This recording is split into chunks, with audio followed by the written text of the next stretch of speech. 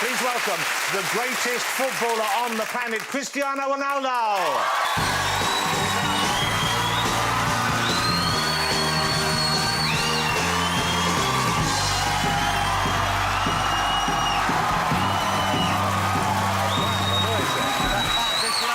Cristiano Ronaldo, come and sit down, Cristiano. This side, right? Yeah, just over there, just over there. Well.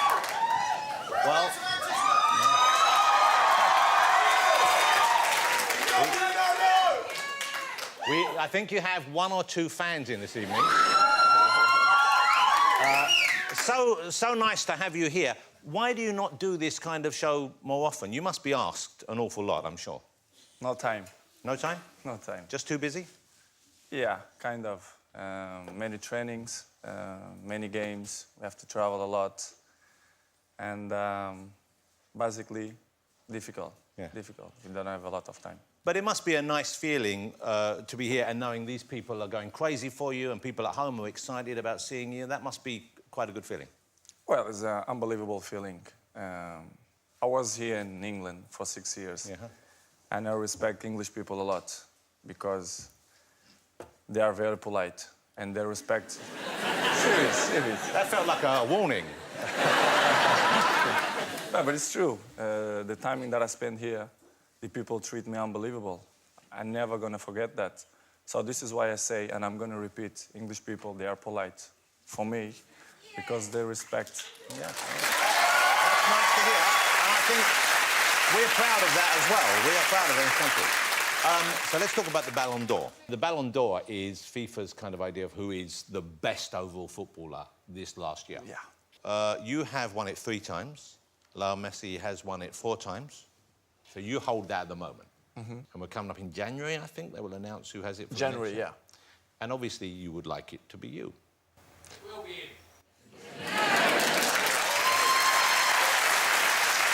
You know what?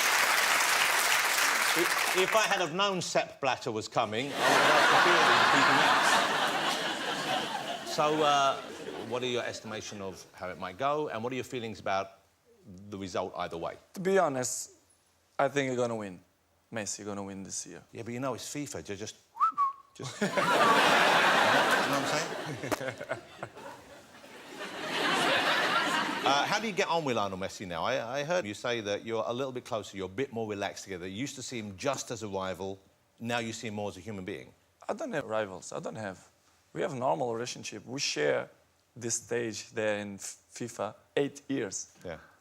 No one's did that in the past. It's only us. Yeah. So it's good. I have a good relationship with him. He play for one club, I play for another club. He want the best for him, I want the best for me. So it's normal. We have a good relationship. You know, we are not home friends, but you know, we respect each other. That looks like a very good relationship, right there. What is he wearing? Well, let me talk. There's so many questions to ask you, but let me talk about your time here with Manchester United then. How old were you when you came over to join Manchester United? You were just 18? 18, yeah. 18 years old. And you'd already left home at 12, I think, to go to Lisbon, so you were used to living away from home. But coming here and meeting British people and having to work with Sir Alex Ferguson, that must have been quite a shock in some ways, I imagine? Not really. It was the key why I'm moving here to England. Because I remember I had a conversation with him when we play Sporting against Manchester, and we had a quick chat, and he told me, listen, I'm interested in you. I want that you join us in Manchester.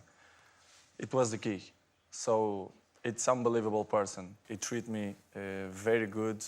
He's, as I say many times, he's like a father for me in football.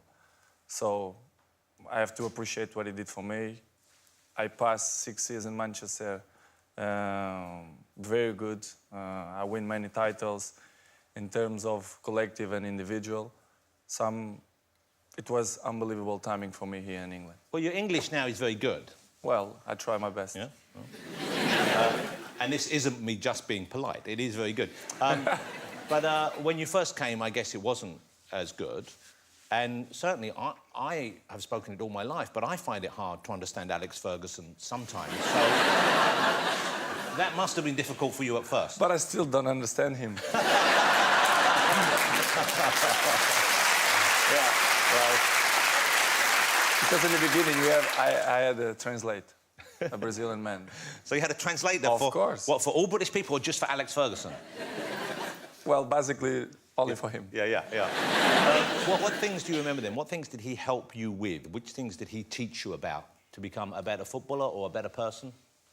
Well, it teach me in both ways. And in terms of personal stuff, I just have to say thank you for what he did for me. Especially when I remember the thing that I have more in my memory is the time when my father was sick in hospital. And we had in a tough moment of the season because we had important games in the Champions League, in the league. And I say, coach, I need to go to see my daddy. And I was a key player. I was a very important player. Yeah. And he said, listen, your family is the most important that you have in your life. If you want to go 3 days, 4 days, 5 days, you can go. These moments is what I keep for me because it was the most important moments in my life. And he shared with me. This is why I respect him. And for me, is the best coach I ever had. You know, you said earlier, he was like, you've said this before, he was like your father in the world of football. And there you just mentioned your biological father, who died in 2005, I think. Yeah. You know, I think a lot of us, I'm not that close with my father, but I have a couple of memories from when I was young that I remember very fondly, which are quite special to me. Do you have memories when you were young of you with him that you treasure above the other memories? Yes, I have unbelievable memories. When I started to play football, my father was so proud of me because, you know, he was a kit man of a football club. And a few goals, I scored goals, and next day I come in the paper like a small part, and he was so proud. He put it in his paper, and he showed his old friends in a neighborhood. It's unbelievable memories that I have, and it's great. I just have his memories in my mind of my father, of these small moments. You talk about that in the film. Why do the film? Who came to you with the film? How did the film Ronaldo happen? And what was it that made you want to do it? What did you want to share? What message did you want to send out? Well, basically, when the Universal coming to me and to my team, say, listen, I'm interested to do a documentary about you. It was like, in the beginning, I'm in shock. I say, movie about me? You thought, why me? Why not Lionel Messi? Yeah. I understand him because they're looking for the best player in the world. So it's Well, I will give you that for that. There you go. And I think at the end of the day, the last result, it's good. I'm not sure something fake. It's me. The people who really know me, my friends and my family, they're not going to surprise. But I did the movie for my fans. As you know, the guy who have more followers, it's me. Not by coincidence, it's because people like me. Yeah. Probably. Well, you can't say that often enough about yourself, of course. But it's true. Yeah. So I did. No, it is true. I know it's true. So I did for them, for my fans, especially because they're always with me in the great moments and in the bad moments too. So I did for them. But let's show a clip. This is the film Ronaldo. It's available. You can watch on DVD and you can stream it and do all that kind of stuff, all the modern stuff here. But this is it, Ronaldo. Okay. Well, there are some very intimate moments there. And you see Ronaldo with his son there. It's a very funny moment there where he says, is he serious that he wants to be a goalkeeper? Do you know? Yes. And this is... It's going to be a huge problem for me. Okay, yeah. What are you going to do about that? But it changes mine every second, you know, kids. How old is he now? 5. Okay. Yeah, 5. And it changes mine all the time. But you're going to be whatever you want. Yeah. I don't make pressure because my fathers and my mom never make a pressure to me. So I'm not going to do this to my son. Well, also, I noticed this. Now, I don't know, have you seen Wayne Rooney's little boy, who seems like a lovely little boy? Mm-hmm. He went out to play recently and he had a tattoo on his arm. Not an actual tattoo, I don't think. I think it was a transfer, but who knows with the Rooneys. So, have a look at this. OK, so you see what was on his arm there? There you go. Now, if your little boy came home with Rooney on his arm, would that be cool? Would that be okay? No problem. Okay. Yes, no problem. What about if you had Messi on his arm? No problem. Okay. Same. If you will do that, it's because he's smart. He knows he's good players. That's fair enough. That's a good point. He is. Yeah, that's a lovely answer. Well, we'll talk about your son a little bit more, but your mother, obviously, is a hugely important part of your life. She figures quite heavily in the movie. She's a passionate supporter of you, and obviously she loves her whole family. You can see that. But one thing that amazed me is that she says in the film, and you're there, that you were an unwanted child. She didn't want to keep you. Mm-hmm. Now, that must be a shocking thing. The first time you hear that, that must be... No. Normal. But for you to hear that, I know it happens a lot. Don't change nothing in my mind. Nothing. You see in the film how stressed she gets. She's very involved in your career. And when she sees you playing, I mean, it's almost too much for her sometimes. Too much. Yeah, and she takes tranquilizers to help her get through this. How does that affect you, though, knowing you're playing, but knowing she is going through that as well? Does that ever figure in your mind during a match, or...? No, I just make a rule. Big games, you know, she cannot watch. It's true. Yeah. I don't take her to my box, or I put it someone in home to go walk with her when game starts. Until it's over. It's the solution. And how important is she to you now? For example, if you had a friend who didn't show love to your mother, respect to your mother, how long would they stay a friend for? They're never going to be with me, next to me, because I have a security and make him sleep, so... So don't mess with mama. Yeah. That's what we're saying. Okay. And this, once again, this is touched upon in the film, of course. You have never revealed, and I don't think you ever intend to reveal or share, the identity of the mother of your son, okay? Cristiano's mother. And the thing that occurred to me while watching the film was your mother is so central and important to your life. But he does not have that relationship with his mother. Mm-hmm. Surely that must concern you. For me, it's not a problem. How you see in the world, many kids don't have mom, don't have dads, or dads die, or moms die, and they beat him up. Cristiano have a dad, unbelievable dad. I have grandfather, grandmother. I have support of my family. Yeah. Great. Of course, it will be like, why it don't happen? Listen, some points in the life, it's private. And people have to respect the privacy of the people, you know? When Cristiano gonna grow up, I'm always gonna say the truth to him because he deserves, because he's my son. But I'm not gonna say because people want me to say. Yeah. You don't owe the world an explanation, Exactly. but you obviously feel that you would owe him the truth and be happy to... What age do you think... I mean, presumably he asks already, but when will you share with him? I'm not worried about that. He gonna understand his daddy. Yeah. He gonna understand. I'm sure 100%. 100%. He gonna understand me. I'm gonna say the time when I feel that is the right time. I don't know, 10, 11, 12. I don't know. Let's see. You know, your son, the life he has, in many ways, but not in all ways, but in many ways, could not be more different from the life you had at his age. When you were 5 years old, you were on Madeira, is that right? Yes. Madeira. Small island, Portuguese island. I guess, how many cars did your father have when you were 5? Yeah, small cars, yeah, many. Okay. No. Toys, but did he Yeah, have an toys. actual car? No. He didn't even have a car. No. How many cars do you have right now? I don't know. Yeah. So that's a big difference. I don't know. Yeah, that's a good honesty. Because there's a funny scene in the movie where you pick your son up from school in a Rolls Royce, of course, and you get him home and say, come and see which one's missing, which one's missing. And he's going, I don't know, is it the Porsche? Goes, no, look. You did it. And then he goes, Lamborghini. He went, yes, why didn't you want to see the Lamborghini? It's like, he's 5, and he has to know which car's missing. So my question is, do you ever worry about that? Do you ever worry about what your life will give him growing up that you didn't have? Because obviously, although you had, from the outside for many people, you had a tough life and you didn't have those comforts, but he has maybe too many. He has maybe too much available. how do you approach that? It's not easy. Not going to be easy. But for me, in my mind, the way I'm thinking, it's all about education. If you will give good education, it will be strong. You will know and you will know appreciate the things.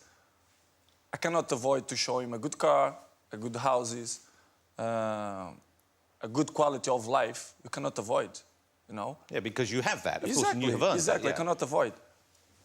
What I have to do it. If you will be in my shoes, what you're gonna do? It's all about education. You have to give good education, and to pass to him. Listen, to win this, Daddy, work hard. You know, to have this house, to have this car. I cannot do anything more. Here's another little clip. I want to show you this. It's lovely because I think the thing that I took away from the film as much as anything else was the closeness and the love you have for him and he has for you. And it's a very sweet and very special relationship. This is Cristiano with his son in the film. So sweet. That's really lovely. You know,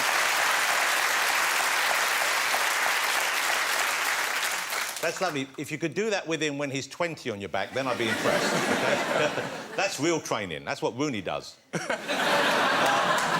What about other aspects of your personal life? What about, is there a special someone in your life right now?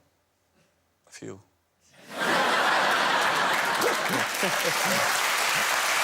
Honesty, honesty, honesty. Okay. And of the few specials... I have to figure it out. Yeah, which is that any... You'll figure it out, OK. Do they know they're competing? Someone know, yeah. OK. You must be exhausted. But do you have a... Is it hard meeting people? Obviously, you're... May I say this? You're a very beautiful man. Well.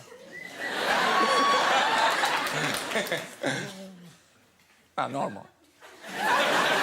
No, this is normal. This is slightly below normal in actual fact. But no, you're an attractive man. But I wonder, with the attention and with the focus on your life and with the interest from the press and so on, is it tough for you to make that first move, to trust someone the first time? Well, it's not easy, of course. Not to speak serious, it's not easy. I know 50% they approach just for interesting. It's normal, not just me, but all the people who are famous, they have this kind of problems. But in another way, I think I'm a confidence guy. I'm told I have all teeth, so I have nice body. Yeah, yeah. So I think sometimes the other 50%, it's because, you know... Because they like you. Yes, I think so. You're a good-looking piece of meat. Yeah.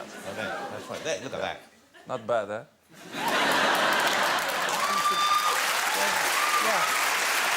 You know, I don't want to be like Alex Ferguson, but my advice would be let someone else say that first. That's you doing the Hulk, isn't it? Is that your kind of Hulk celebration thing? It was in a Champions League final. I love the fact you're just enjoying that photograph. OK, let me ask you about what's going on in the future for you, because any professional sportsman at your level of the game, obviously you have a limited career as a player. You're still going strong. What do you have in mind for the future? What are you thinking of for the future? Is coaching an option? No, I don't think so. No? No passions to be coach. Maybe I wanna carry on with my brands, with my shoes, with my underwear, with my shirts. You're into the fashion in a big way, aren't you? Yeah. I like it with my shoes. You know, I have many brands, and I want still grow with my brand. So. That's you in the CR7 pants, of course. Yeah. It's weird because they look different on me.